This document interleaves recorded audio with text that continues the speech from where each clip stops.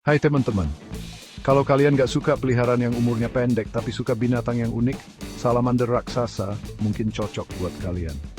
Amfibi yang keren ini bisa hidup lebih dari 50 tahun loh. Iya, benar, setengah abad. Dan gak cuma itu aja, cara mereka bernapas juga unik banget.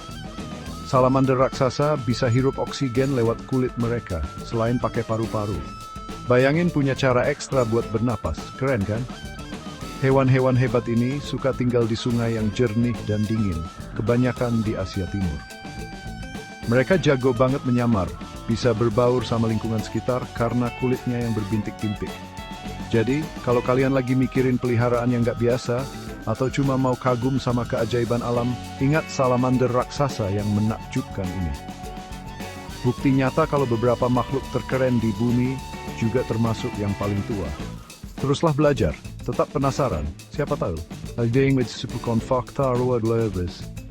Itu yang sifat begitu. Di Fermanti,